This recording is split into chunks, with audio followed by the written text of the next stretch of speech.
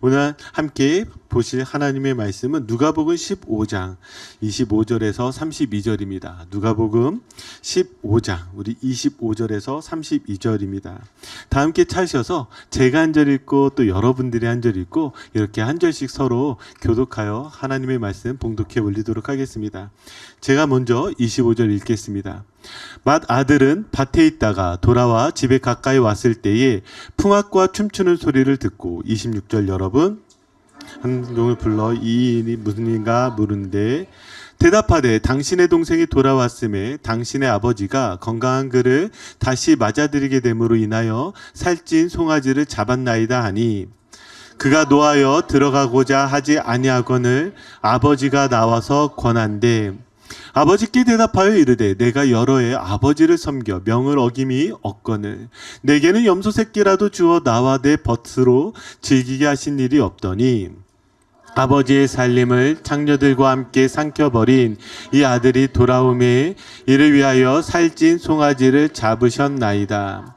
아버지가 이르되 예 너는 항상 나와 함께 있으니 내 것이 다 내 것이로되 네 동생은 죽었다가 살아났으며 내가 잃었다가 얻었기로 우리가 즐거워하고 기뻐하는 것이 마땅하다 하니라. 아멘. 오늘은 지나친 은혜 시리즈 우리 세 번째 시간입니다. 예수님은 바리새인과 서기관들 그리고 세리와 죄인들에게 세 개의 비유로 말씀하셨습니다. 잃어버린 양과 잃어버린 동전 그리고 잃어버린 아들의 이야기죠. 자, 이 세 개의 비유를 통해서 목자가 또 여인이 그리고 아버지가 찾지 않으면 도저히 돌아올 수 없는 그 양과 동전과 그리고 아들의 이야기를 해 주십니다. 지나친 은혜를 말씀해 주시는 것이죠. 그리고 나아가 이들을 찾으시는 것에서 끝나시는 것이 아니라 이들 다시 회복시켜 주시는 옷을 입혀 주시는 은혜를 말씀하셨습니다. 자, 그런데 이 비유가 여기에서 끝나지 않고요. 계속해서 어디로 연결이 되어지냐면 첫째 아들의 이야기로 연결이 되어집니다. 아마 여러분들이 이 비유를 잘 아실 거예요. 이 비유하면 떠오르는 속담 하나가 무엇이냐면 사촌이 땅을 사면 배가 아프다라는 속담입니다. 여러분 잘 아시죠? 자, 사촌이 땅을 사면 정말 여러분 배가 아프세요? 어떠세요? 가까운 사이일수록 그 사람이 나는 힘든데 그 사람만 잘 되면 배가 아픈 시기와 질투에 대해서 이야기를 한 것입니다. 저는 그렇게만 알고 있었는데 사실 이 속담이 이전에는 다르게 쓰여졌다가 일제강점기를 통해서 뜻이 바뀌었다고 합니다. 원래 어떤 뜻이냐면 사촌이 땅을 사면 배가 아프다라는 이 말은 사촌이 땅을 사서 축하를 해줘야 되는데 옛날에 정말 찢어지게 가난했잖아요. 그러니까 축하는 해줘야 되겠는데 축하할 것이 없으니까 뭐 하냐면 배가 아파서 인분으로 그 땅에 거름이라도 줘야 된다라는 믿거나 말거나 표정들이 설마요 이런 표정들인데 그런 뜻이었다고 합니다. 그렇게 해서라도 축하해 주는 것이 사실 우리네 사는 정이라는 것이죠. 유대인들은요 이 속담을 좀 바꾸어서 어떤 속담이 있냐면 이런 속담이 있습니다. 사촌이 땅을 사면 함께 기뻐하며 춤춘다라는 속담이 있어요. 그러니까 사촌이 잘 되면 그에 가서 같이 기뻐하고 춤을 춘다라는 거예요. 제가 왜 이 비유로 여러분들에게 이 속담으로 이렇게 시작을 하냐면 여러분 교회 식구끼리는 배 아파하는 거 아닙니다. 아시겠죠? 자, 그래서 한번 옆 사람에게 배 아파하지 맙시다 이렇게 한번 인사할까요? 배 아파하지 맙시다. 가족끼리 그러는 거 아닙니다. 꼭 기억하세요. 교회 안에서도요 보면은요 나는 지금 여전히 힘든데 저 사람은 행복한 것 같아. 잘 되는 것 같아. 그래서 배 아파하신 분들이 있는데 절대로 가족끼리 배 아파하는 거 아닙니다. 더 축하해 주고요. 더 축복해 주시고요. 그러면 그 복이 내 복이 되는 거예요. 그래서 여러분들이 서로 그렇게 축복해 주시고 축하해 주시면 감사하겠습니다. 자, 제가 왜 이 속담으로 이야기를 하냐면 오늘 첫째 아들이 마치 동생이 돌아왔을 때 배 아파하는 모습처럼 보이기 때문입니다. 한번 말씀 볼까요? 25절 26절입니다. 같이 읽겠습니다. 맏아들은 밭에 있다가 돌아와 집에 가까이 왔을 때에 풍악과 춤추는 소리를 듣고 한 종을 불러 이 무슨 일인가 물은데 자, 지금 첫째 아들은 무엇을 하고 있냐면 밭에서 일을 하고 있습니다. 그런데 집에 가까이 오는데 그 집에서 무엇이 열렸냐면 잔치가 열린 거예요. 자, 이때 이 첫째 아들은요, 잔치가 열린 것을 보고 종에게 묻게 됩니다. 자, 그러면 이 장면을 보시면서 여러분, 무엇이 좀 이상하지 않습니까? 무엇이 이상하냐면 동생이 돌아왔다라는 소식을 이 첫째 아들 형이 정말 몰랐을까요? 우리가 앞서 보시면은요, 거기에는 수많은 종들이 있었다고 합니다. 그러니까 지금 둘째 아들, 동생이 돌아왔을 때 종을 통해서 분명히 이 소식을 형도 들었을 거예요. 알고 있었을 거예요. 그렇다고 한다면 이 형은 지금 어디에 있어야 돼요? 원래는 집에 있어야 돼요. 그런데 밭에 있었다라는 얘기는 무엇입니까? 지금 동생이 들어왔다는 소식을 들었음에도 불구하고 동생을 보기 싫은 거예요. 그러니까 밭에서 일을 하고 있었습니다. 그리고 그 일을 마치고 집에 돌아가는데 저 잔치가 열린 것을 보고 지금 종에게 묻는 거예요. 여기 이 묻다라는 이 단어는요, 미완료 동사로 쓰여졌거든요. 그러면 어떤 표현이냐면 종에게 계속해서 묻는 거예요. 정말 저 잔치가 뭐야? 정말 저 잔치가 왜 열린 거야? 이 얘기는 무엇인 거예요? 지금 동생이 돌아온 것도 못마땅한데 지금 잔치가 열렸다라는 것을 받아들이고 싶지 않았다라는 것입니다. 자, 그러면 이 말씀이 어떻게 연결이 되어지는가? 자, 27절입니다. 자, 종이 이제 이 형에게, 이 첫째 아들에게 이렇게 대답합니다. 같이 읽어볼까요? 대답하되 당신의 동생이 돌아왔음에 당신의 아버지가 건강한 그를 다시 맞아들이게 됨으로 인하여 살찐 송아지를 잡았나이다 하니, 지금 종이 잔치가 열려진 이 이유를 설명해 주는데 이유가 두 가지입니다. 첫째는 무엇이냐면 당신의 동생이 돌아왔고, 두 번째는 당신의 아버지가 동생이 건강하게 돌아왔기 때문에 이 잔치를 열어줬다라고 그렇게 이야기해 주고 있는 거예요. 여기에 매우 독특한 표현이 있는데 무엇이냐면 지금 이 돌아온 둘째 아들이 건강히 돌아왔다라고 표현하고 있어요. 한번 기억해 보세요. 정말 이 둘째 아들, 이 탕자가 건강하게 돌아왔을까요? 지난 말씀 기억해 보세요. 그가 지금 먼 나라에 가서 방탕하여서 모든 재산을 다 써버렸습니다. 그래서 그가 했던 건 무엇이에요? 다른 사람의 집에 가서 돼지를 치면서 돼지가 먹는 쥐염 열매를 먹었단 말이에요. 그러면서 그가 뭐라고 이야기하냐면 이러다가는 내가 굶주려 죽을 것 같은 거예요. 그러니까 아버지 집으로 돌아가야겠다.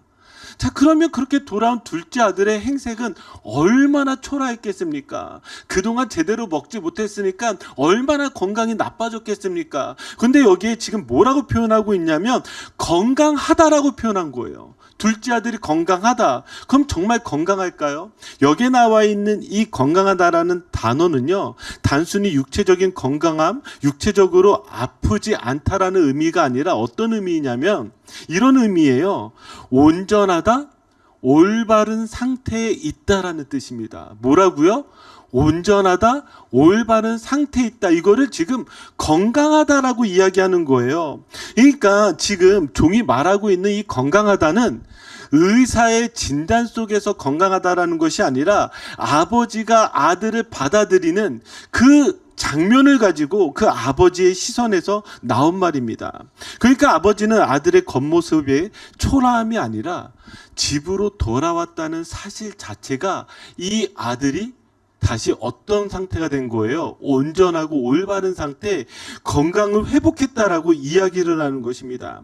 사랑하는 성도 여러분, 우리의 삶이 외적으로 아무리 초라하고 힘들고 아프다 할지라도요, 여러분들이 하나님 안에 있으면 건강하신 거예요. 아멘?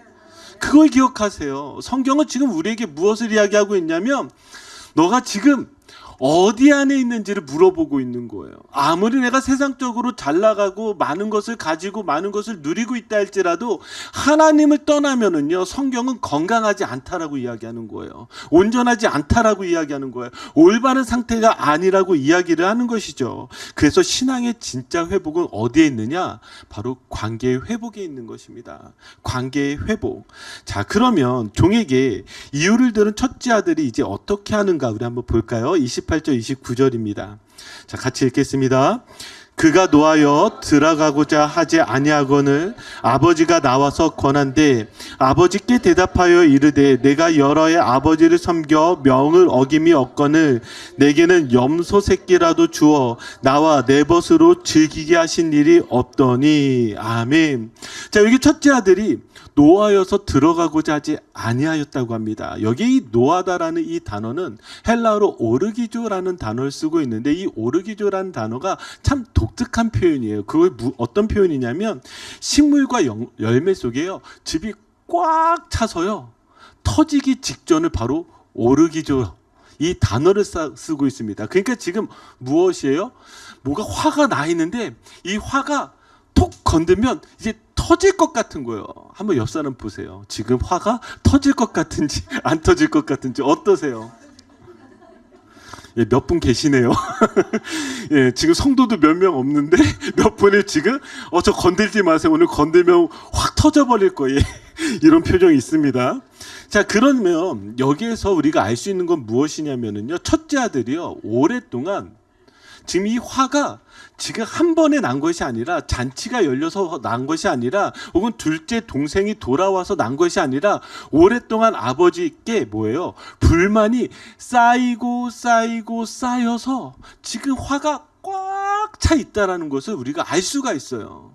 뭐라고요? 화가 쌓여서 꽉 차 있다라는 것입니다. 그러니까 그 오랫동안에 불만이 지금 터져버린 거예요. 자, 그렇게 터져버린 이 첫째 아들에게 아버지가 다가옵니다.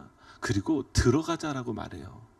들어가자라고. 근데 여기 들어가자라고 나와 있는 이 단어도 헬라어로 매우 독특한 단어가 쓰여져 있는데 이 단어가 무엇이냐? 파라칼레오라는 단어입니다. 파라칼레오라는 단어는 어떤 뜻이냐면 위로하다라는 거예요. 그러면 여기 어떻게 되어지는 거예요? 아버지가 지금 자신에게 화를 내고 있는 첫째 아들에게 아버지의 입장에서 당연히 혼낼 수 있잖아요. 아니면 너 들어오지 마! 이렇게 화낼 수 있잖아요. 근데 그렇게 하는 것이 아니라 이 아들을 끝까지 파라칼레오. 예, 위로하는 거예요. 위로하는 거예요. 들어가자. 이렇게 말씀하시는 거예요. 그런데 여러분, 오랫동안 저의 설교를 들어보시면 아시겠지만 이 파라칼레오라는 단어 여러분들이 몇 번이나 들었던 단어와 비슷합니다. 그게 무엇이냐면 보혜사를 뜻하는 단어와 같은 뜻이에요. 보혜사요. 보혜사가 무엇이죠?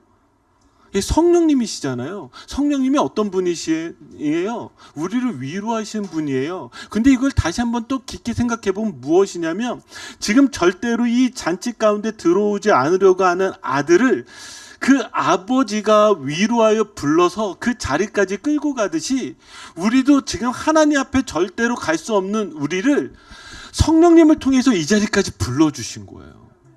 여러분 믿으세요? 우리가 사실 이곳에서 예배를 드릴 수 있는 것은요, 여러분들의 의지, 여러분들의 노력일 수도 있겠지만 아니요, 성령님께서 여러분들의 마음에 감동을 주시는 거예요. 오늘 아침에 일어날 때 얼마나 피곤하셨어요? 얼마나 힘드셨어요? 또 오늘 또 덥잖아요? 정말 교회 오기 싫은데도 불구하고 성령님이 내 마음에 계속 찔림을 주시고, 야, 너 교회 가. 너 오늘 예배 드려야 돼. 여러분, 여기까지 부르신 이가 바로 성령님인 줄 믿습니다. 왜 이렇게까지 하실까요? 스스로 변할 수 없는 존재인 것을 알기에 하나님께서 우리에게 성령님을 보내주셔서 불러주신 것이죠. 자, 그러면 이제 다시 우리가 말씀으로 돌아가 무엇이 문제인지를 봐야 돼요. 무엇이 문제인가? 자, 이후에 첫째 아들이라는 말 속에서 그 답을 찾을 수 있는데요. 29절 30절입니다. 자, 우리 같이 읽겠습니다. 아버지께 대답하여 이르되 내가 여러 해 아버지를 섬겨 명을 어김이 없거늘 내게는 염소 새끼라도 주어 나와 내 벗으로 즐기게 하신 일이 없더니 아버지의 살림을 창녀들과 함께 삼켜버린 이 아들이 돌아오매 이를 위하여 살찐 송아지를 잡으셨나이다. 아멘. 자, 그의 동생이 돌아왔을 때 그가 살찐 송아지를 잡았다라고 분노합니다. 그러면서 뭐라고 이야기해요? 나는 아버지의 명을 뭐예요? 한 번도 어긴 적이 없어요. 아버지를 열심히 섬겼어요. 그런데 내게는 염소 새끼라도 잡으신 적이 없는데 어떻게 저렇게 창녀들과 모든 재산을 다 탕비하고 허비한 저 아들을 위해서는 살찐 송아지를 잡습니까? 이렇게 불평과 화를 드러내는 것이죠. 그냥 보면은요, 이 첫째 아들이 하는 말이 맞는 것 같아요. 여러분 그렇지 않아요? 저는 그랬는데 아니 저는 이 말씀이 있는데 가끔 이런 생각, 하나님 제가 하나님 위해서 이렇게 열심을 냈는데 저에게는 염소 새끼도 주시지도 않으면서 저기 보니까 별로 열심히 하지도 않는 것 같은데 살찐 송아지 저렇게나 주실 수 있습니까? 저는 막 화딱지가 나는 거예요. 똑같이 이 장면을 보면서. 예, 저만 감정이입이 잘 돼서 말씀 준비하는데 계속 화가 나는 거예요. 아니 저는 도대체 뭡니까? 지난 7년 동안 눈물을 흘리며 열심을 냈는데 저는 왜 이 모양이고 누구는 열심히 안 하는 것 같은데 저렇게 잘 됩니까? 이게 도대체 뭡니까? 이럴 수 있잖아요. 왜 이렇게 좋아하시는지 모르겠지만 같이 감정이입이 되시는 거죠? 억울하는 것 같은데.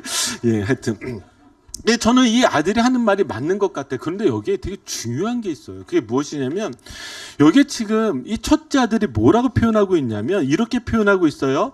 아버지를 섬겨라고 표현하고 있어요. 이 섬기다라는 이 단어가 순종하다, 복종하다의 의미지만 더 정확하게는 어떤 의미냐면 노예로서, 종으로서 섬기는 것을 의미하는 거예요. 뭐라고요?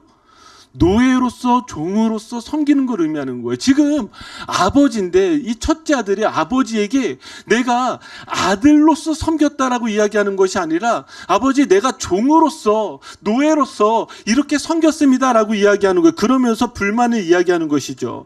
아들인데 아들이 아니라 종으로 자신을 여긴 거예요. 그럼 여러분, 우리 신앙 안에서도 이것을 구분할 필요가 있는데 그것이 무엇이냐면 종이 되면 무엇을 자랑한 줄 아십니까?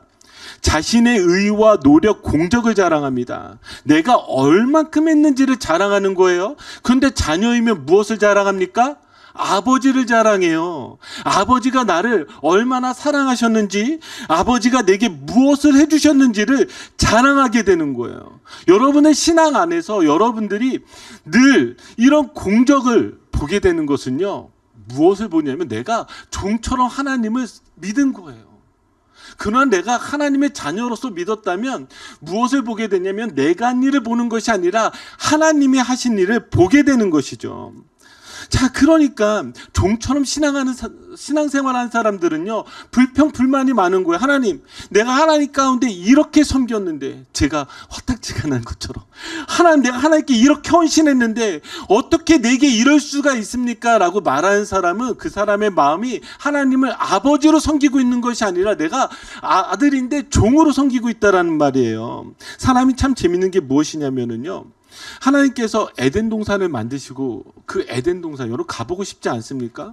그 에덴 동산에 수많은 나무들을 만드시고 거기에 각종 맛있는 열매들을 맺게 하셨습니다. 그러니까 거기서는 아무 일도 안 하고 그냥 과일의 열매만 따먹고 살아도 되는 거예요. 얼마나 좋습니까? 그런데 그 수많은 나무 중에 오직 한 나무, 어떤 나무? 선악을 알게 하는 나무. 예, 선악과만 하나님이 먹지 못하게 하셨습니다. 자, 그러면 여러분 한번 생각해 보세요. 지금 하나님께 수많은 나무들을 주시고 그 한 나무만 먹지 말라고 하셨는데요. 사람들은요, 참 신기한 게 뭐냐면 그 하나가 불만인 거예요. 그 하나. 그럼 이렇게 질문해 볼게요. 여러분, 수많은 나무가 중요합니까? 선악과 하나가 중요합니까? 수많은 나무가 중요하겠죠. 근데 사람들의 심리는 무엇이냐면 이런 거예요.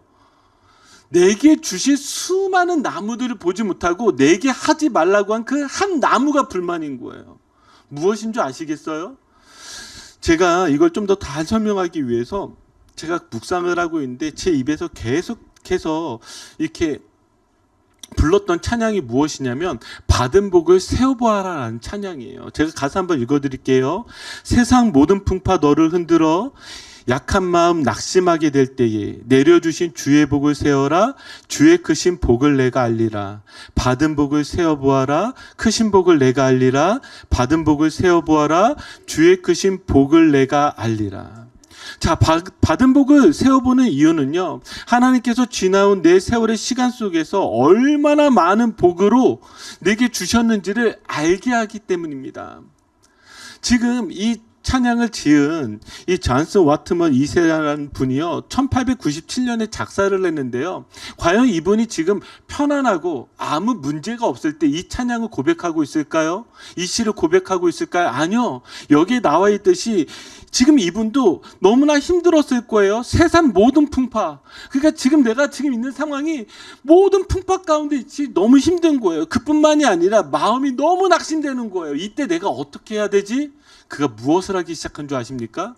내게 주신 복들을 하나하나 세어본 거예요. 그 복이 얼마나 많은지 하나하나 세어본 거예요. 아마 여러분 생각해 보세요. 여러분들의 인생을 쭉 살펴보면서 지금 내게 일어나고 있는 일들이 여러분들이 납득이 되지 않고 받아들이기가 힘들고 혹은 이것들이 불만이 되어진다면 한번 여러분들에게 행하셨던 그 하나님의 은혜를 하나하나 한번 생각해 보세요. 고백해 보세요. 그러면은요 지금 이 문제가 되지 않는다라고요. 지금 아담과 하와의 문제는 무엇이었냐면 그 수많은 나무들을 바라보지 못하고 오직 하나만 바라본 거예요. 뭐예요? 선악과를 먹지 말라. 그 선악과만 바라보니까 그들은 흔들리고 넘어지게 됐어요. 그런데 믿음이라는 것은요 무엇이냐면 내게 주신 그 은혜들을 다시 하나하나 살펴보는 거예요.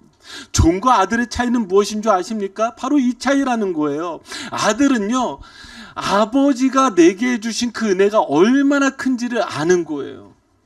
종은요 그 은혜를 알지 못해요. 내가 한 것들만 보는 거예요. 그러니까 은혜를 알지 못하니까 거기에서 불평불만이 생기기 마련인 것이죠. 자, 사랑하는 성도 여러분, 여러분들은요 값으로 매길 수 없는 은혜, 예수 그리스도로 구원받은 사람들입니다. 믿으십니까? 예수 그리스도로 여러분은 구원받았단 말이에요. 이미 여러분들에게 주신 이 은혜가 너무나 크다는 거예요. 값으로 매길 수 없다고요. 그런데요 세상의 값싼 것으로 그 은혜를 우리를 팔아버릴 때가 있다는 것입니다. 그렇게 팔아버릴 때가요 마치 이것과 똑같아요. 예수님이 이렇게 말씀하시잖아요. 대주에게 진주를 던지지 마라. 돼지에게 진주를 던지지 말라는 말은 어떤 말씀이에요? 여러분들이 돼지라는 말이 아니에요. 갑자기 예수님이 나에게 돼지라고 그게 아니라 지금 뭐가 문제인 거예요? 돼지는요 진주의 가치를 몰라요. 그냥 돼지 뭘 던져주면 다 먹습니다. 그냥 다 먹어버려요. 그러면 뭐가 문제예요? 이 진주의 가치를 몰라서 돼지에게 던지는 그런 사람이 되지 말라는 거예요. 여러분들이 예수 그리스도란 놀라운 이 복음을 가지고 있지 않습니까? 그런데 우리는 이 복음의 능력으로 이 은혜를 가지고 이 땅 가운데 살아가야 되는데 세상의 모든 풍파 중에 조그만 풍파 하나만 불어도 조그만 바람 하나만 불어도 우리는 이 값비싼 진주와 같은 은혜를 무엇에 던져버려요? 돼지에게 던져버린다고요. 여러분 그런 실수를 범하지 않기를 주님의 이름으로 축복합니다. 자, 은혜를 모르는 아들에게 아버지가 이렇게 말해줍니다. 31절입니다. 우리 같이 읽겠습니다. 아버지가 이르되 예 너는 항상 나와 함께 있으니 내 것이 다 내 것이로되 아멘. 여러분 아버지의 마음이 느껴지세요? 아버지의 마음이요. 만약에 은혜를 모르는 이런 아들이라면 아버지가 당연히 화도 내고 내쫓아도 괜찮을 것입니다. 그런데 그렇게 하지 않아요. 왜일까요? 종이 아니라 아들이기 때문입니다. 아들이기 때문에 이렇게 말씀해 주시는 거예요. 내 것이 다 너의 것이다. 여러분 한번 지갑 있으시죠? 한번 지갑을 꺼내셔서요 옆 사람에게 사랑합니다. 이 지갑은 당신의 것입니다. 이렇게 한번 해보실까요? 뺏길까봐 아무도 안 하잖아요. 예. 아마 여러분들이 사랑한다고 하더라도 이 지갑을 정말 줄 수 있는 분은 없을 것입니다. 자, 마찬가지로 내 것이 다 너의 것이다 라고 이렇게 말씀해 줄 수 있는 그 이유는 무엇이냐면 이 아들, 바로 이 아버지의 아들이기 때문입니다.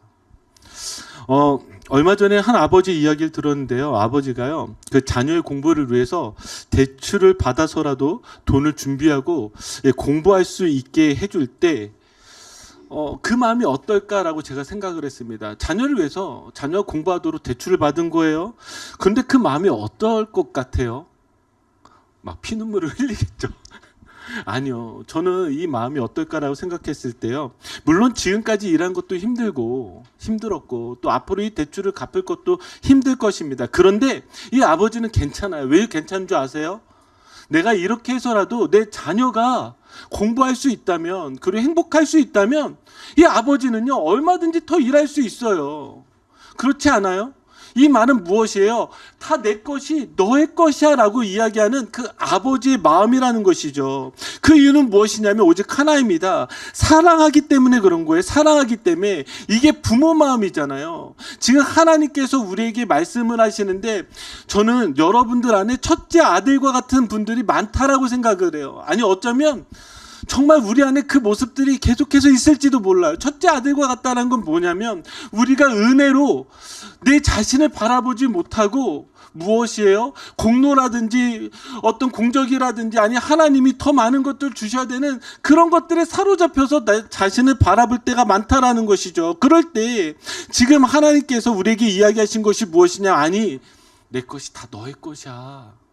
그러니까 너가 받은 복을 한번 세어보아야 돼. 그렇게 우리에게 말씀해 주시는 것이죠. 사랑하는 성도 여러분, 첫째 아들도 둘째 아들도 아버지에겐 다 소중한 아들들입니다. 그래서 그들을 보면서요 공로로 이들의 업적으로 판단을 하시는 것이 아니라 아무리 부족하고 연약해도요 그 위에 무엇으로 덮은 줄 아십니까? 은혜로 덮으신 거예요. 사랑하니까 내 자녀니까 은혜로 덮으시고 여러분들을 무엇으로 본 줄 아십니까? 그 은혜로 보는 거예요. 여러분들이 얼마나 대단한 사람인지 얼마나 많은 일들을 했는지로 여러분들을 판단하시고 보시는 것이 아니라 여러분들이 하나님의 아들이요 하나님의 딸이기 때문에 그 자체로 하나님께서 여러분들을 바라보고 계세요. 여러분 이것을 반드시 기억하셔야 돼요. 그래서요 우리가 신앙생활을 하면서 공로로 보기 시작하면은요 공로에 대한 보상으로 답을 찾습니다. 기억하세요. 내가 얼마큼 하나님께 무엇을 했는지에 따라서 하나님께서 내가 얼마큼의 복을 주셔야 된다라고 계산하기 시작한다고 하지만 그것이 아니라 은혜로 보기 시작하면은요 무엇으로 답을 찾기 시작하냐면 관계에서 답을 찾습니다. 관계에서요. 그래서 예수님께서 포도나무 비유로 말씀하셨잖아요. 나는 포도나무요 너희는 무엇이다? 가지이다. 자 그럼 이 가지 역할은 무엇이에요? 열매를 맺는데 가지 보고 열매를 맺으라고 이야기하잖아요. 뭘 이야기하고 있어요? 나무에게 꼭 붙어 있으라고 이야기하고 있습니다. 꼭 붙어 있으라고. 우리가 그 말씀 잘 알잖아요. 산상순에서 예수님께서 아주 강력하게 말씀하신 열매로 알리라. 여러분 열매로 알리라니까요 우리가 얼마나 힘들어요. 야, 내가 진짜 주님을 위해서 얼만큼 열매를 맺었는가 계산해 보면 너무나 힘들기 시작해요. 그런데 예수님이 그 말씀을 하셨지만 다시 이 말씀도 하신 거예요. 아니 열매를 맺는 것은 너희가 맺는 것이 아니라 내가 너희를 통해서 맺는 거야. 그러니까 너희는 뭐 하라는 거예요? 예수 그리스도라는 포도나무에 딱 붙어 있으면 그 열매가 맺어질 수 있다라고 말씀해 주시는 것이죠. 그러니까 여러분들이 여러분들의 삶을 은혜로 보기 시작하면 여러분들 어디에서 답을 찾는다고요? 관계에서 답을 찾는 거예요. 관계에서 답을 찾는 사람들은 어떤 사람이 되냐면 이런 것과 같은 거예요. 내가 염소 새끼 한 마리 아버지가 내게 잡아주지 않아도 아버지가 나를 사랑하는 거 알고 아버지의 것이 내 것인 걸 아니까 그 안에서 찬양할 수 있고요. 그 안에서 기뻐할 수 있고요. 즐거워할 수 있고요. 이것이 바로 우리의 믿음의 고백인 거예요. 그렇잖아요. 여러분. 지금 여러분들이 이 자리까지 오셨을 때 여러분들의 인생에서 힘들고 어렵지 않은 적이 있으십니까? 여기에서 인생의 고비고비를 넘지 않은 사람이 누가 있겠습니까? 아마 저희 중에 가장 어린 예은 자매님도 인생의 고비가 있어요. 저 웃고 있지만 여러분 한번 보세요. 울 일이 얼마나 많은 줄 아십니까? 저 나이에도 그래요. 그런데 인생의 그 고비고비마다 우리가 이 고비를 이겨나가는 것은 문제가 해결됐기 때문에 이겨나가는 것이 아니라 우리가 예수 그리스도 안에 있다라는 사실, 하나님이 나의 아버지라는 그 사실, 그 아버지의 관계 속에서 하나님 나 이거 그렇게 되지 않아도 하나님으로 인하여 기뻐하겠습니다. 그게 우리의 믿음의 고백이잖아요. 무화과 나무에 열매가 없고 외양간에 송아지가 없어도 난 누구로 인하여? 여호와로 인하여 즐거워하리로다. 이것이 바로 우리의 믿음의 고백인 것입니다. 자, 그러면 우리에게 필요한 것이 무엇일까? 저는 첫째 아들이 놓쳤던 가장 중요한 문장이 이거라고 생각을 합니다. 그래서 제가 이 문장을 만들었는데요. 우리 한번 읽어볼까요? 그래서 사랑하시는 것이 아니라, 시작. 그래서 사랑하시는 것이 아니라 그럼에도 사랑하시는 것입니다. 뭐라고요? 그래서 사랑하시는 것이 아니라 그럼에도 사랑하시는 거예요. 첫째 아들이 이걸 놓친 거예요. 내가 더 많은 것들을 해야 아버지가 나를 사랑하시겠지가 아니라 그럼에도 불구하고 나를 사랑하시기 때문에 그래, 내가 아버지께 드려야지. 아버지를 섬겨야지. 이 마음으로 바뀌어야 된다는 것입니다. 자, 우리 첫째 아들에게 주셨던 은혜 한번 다시 돌아볼까요? 자, 아버지가 이렇게 말씀하셨죠. 내 것이 다 내 것이 아니냐. 예, 그는 아버지의 집에 있었지만 무엇이 문제였어요? 스스로 종처럼 살았어요. 그러니까 공로와 비교의 눈으로만 보니까요, 그의 믿음 안에 기쁨이 없었습니다. 하지만 아버지는 그를 책망하지 않고요, 이미 은혜 안에 있었음을 일깨워 주셨습니다. 자, 이 장면을 가지고 저는 한 두 부분에 있어서 여러분들이 반드시 기억해야 되는 것을 다시 마지막으로 나누고 싶습니다. 첫 번째는 무엇이냐면, 이 첫째 아들은 자기 자신을 무엇으로? 은혜로 보지 못했어요. 은혜로 보지 못하는 이유는 무엇이냐면 내가 누구인지를 정확하게 알지 못했다라는 것입니다. 자, 이런 이들에게 필요한 말씀이 무엇이냐면 바로 로마서 5장 20절입니다. 자, 우리 한번 같이 읽어볼까요? 율법이 들어온 것은 범죄를 더하게 하려 함이라. 그러나 죄가 더한 곳에 은혜가 더욱 넘쳤나니. 자, 여기 마지막 부분. 그러나 죄가 더한 곳에 은혜가 어떻게? 더욱 넘쳤나니. 야, 여기 넘치다라는 이 단어는요, 홍수가 범람하다. 예, 이런 말입니다. 그러니까 지금 죄가 있으면 은혜는 뭐예요? 홍수처럼 그 죄를 덮어버리는 거예요. 홍수처럼 덮어버린 거예요. 아무리 죄가 커도 무엇이에요? 은혜가 더 크다라는 거예요. 그럼 이 아들이 놓쳤던 건 무엇이냐면 내가 누구인지 놓친 거예요. 저는 죄가 깊으면 깊을수록 은혜가 깊다라고 저는 믿습니다. 무슨 이야기냐면 내가 죄를 알면 알수록, 내가 죄인이라는 것을 더 깊게 깨달으면 깨달을수록 하나님께서는 그 죄를 덮어주시는 은혜, 그 은혜를 우리에게 주신다라는 거예요. 지금 이 아들은 자기가 괜찮다라고 생각한 거예요. 여러분 기억하세요. 신앙은요, 내가 괜찮다라고 생각을 하면 은혜가 별로 없어요. 은혜가 별로 없어요. 근데 내가 지금 이 은혜가 필요하다라고 생각을 하면 그 사람에게는 은혜가 있어요. 참 신기하지 않아요? 그러니까 히브리서 4장 16절에 이렇게 말씀하세요. 그러므로 우리는 궁휼하심을 받고 때를 따라 돕는 은혜를 얻기 위하여 은혜 보좌 앞에 담대히 나갈 것이니라. 여기 지금 이 말씀 무엇이에요? 우리가 계속해서 은혜가 필요하다는 말이에요. 누가 저 은혜 보좌 앞에 달려나가요? 은혜가 필요한 사람이 달려나가요. 내가 지금 괜찮다라고 생각하는 사람, 달려나가지 않아요. 그런데 여러분 아시잖아요. 우리 인생에 문제 생기고 힘들고 어려울 때, 아니 내 마음이 너무나 힘들 때 어떻게 하는 거예요? 저 은혜 보좌 앞에 달려나가잖아요. 나 좀 도와주세요. 주님, 내게 은혜 좀 주세요. 나 좀 살려주세요. 그러니까요, 우리에게 필요한 것은 무엇이냐면 내가 누구인지를 정확하게 아는 거예요. 내 죄가 얼마나 깊은지를 아는 사람이 깊은 은혜를 누리는 것입니다. 그래서 저는 이 말씀을 묵상을 하면서 이런 생각을 했습니다. 문제가 일어나는 이유는요, 하나님께서 우리를 미워하시기 때문에 문제가 일어나는 것이 아니라 끊임없이 그 문제 속에서 나를 발견하게 하시기 위해서 주시는 은혜입니다. 문제는요, 문제로 끝나지 않습니다. 문제는 여러분들이 누구인지를 발견하게 하시는 하나님의 은혜로 이끌어 가시는 거예요. 그래서 제가 계속해서 말하잖아요.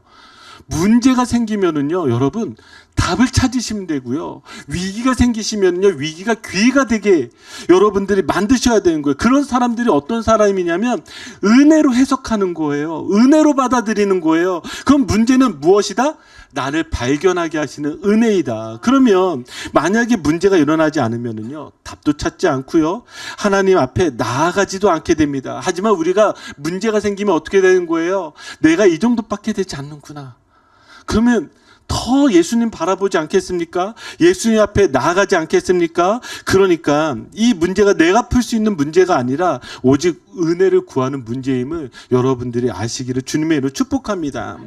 자, 은혜로 자신을 보게 되면은요, 여러분 이 말씀도 기억하실 필요가 있습니다. 이사야서 43장 25절입니다. 자, 우리 같이 읽어볼까요? 나는 내 허물을 도말하는 자니 내 죄를 기억하지 아니하리라. 아멘. 왜 우리가 은혜의 보좌 앞에 나아갈 수 있냐면요, 이 마지막 부분 기억하세요. 하나님께서 너의 죄를 기억하지 아니하시겠다는 말씀하세요. 왜요? 은혜로 덮으셨으니까요.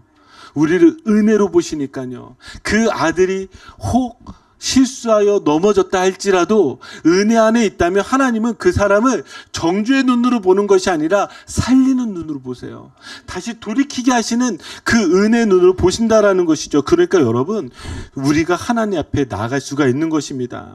자, 그렇다 할지라도 우리 안에 여전히 연약함이 남을 수 있습니다. 하지만 연약함은요, 다시 은혜로 덮이게 됩니다. 고린도후서 12장 9절이에요. 같이 읽어볼까요? 나에게 이르시기를 내 은혜가 내게 족하도다. 이는 내 능력이 약한 데서 온전하여 짐이라. 아멘.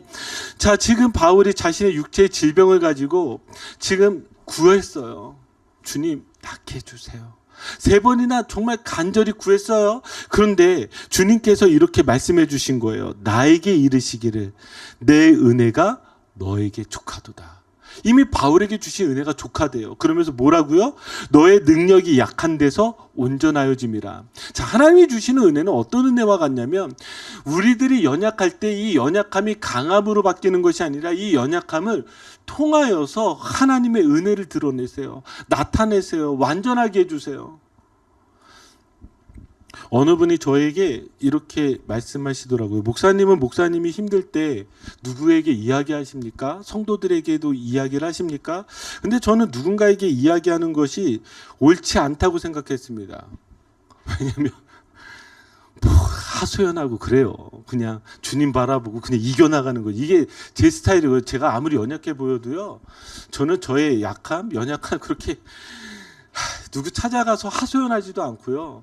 그냥 전 주님께 그냥 울면 된다라고 생각을 했습니다. 근데 제가 참 큰 은혜를 누리는 게 뭔지 아십니까? 요즘 쉰소리를 해요. 그냥 성도님들, 저 힘들어요.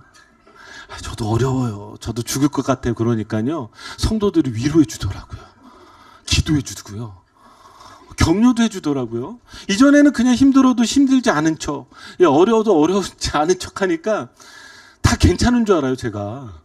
근데요, 제가 힘든 척하고 어려운 척하니까요, 불쌍히 여겨주더라고요.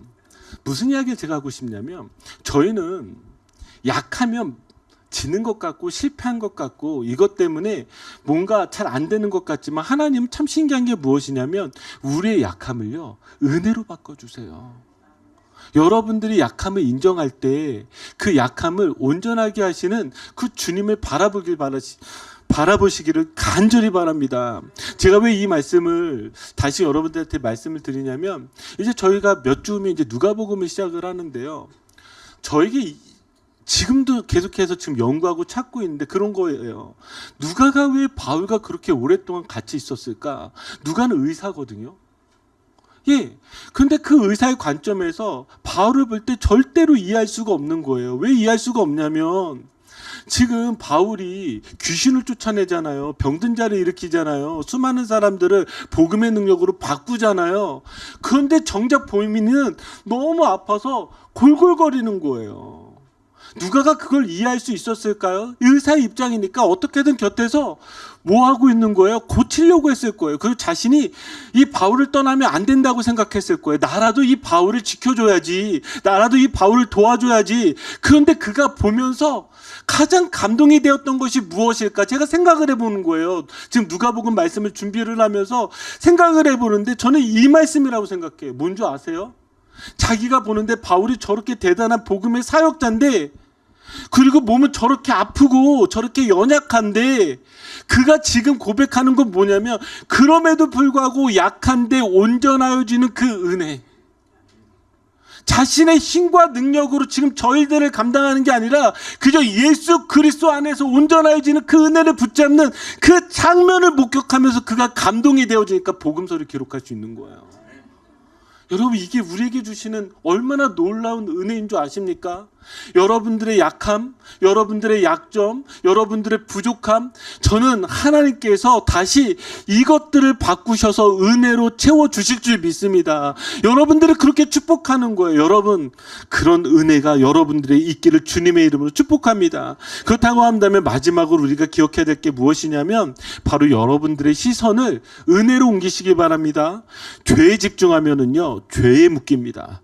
우울에 집중하면은요, 우울에 빠집니다. 환경에 집중하면 환경이 지배합니다. 그러나 여러분들이 은혜에 집중하면 죄는 힘을 잃고 약함은 은혜의 무대가 되고 환경은 하나님의 영광을 드러내는 도구가 됩니다. 뭐라고요? 은혜에 집중하면 죄는 힘을 잃고 약함은 은혜의 무대가 되고 환경은 하나님의 영광을 드러내는 도구가 됩니다. 여러분, 죄를 바라보면 죄에 사로잡히지만 은혜를 바라보면 은혜를 누리게 되어집니다. 그럼 여러분들의 인생을 어떻게 해석하시겠어요? 죄로 해석하시겠습니까? 은혜로 해석하시겠습니까? 아니면 공적으로 해석하시겠습니까? 은혜로 해석하시겠습니까? 우리가 붙잡아야 되는 건 그럼에도 불구하고 나를 사랑하시는 그 사랑을 붙잡고 다시 내 인생을 은혜로 해석하는 거예요.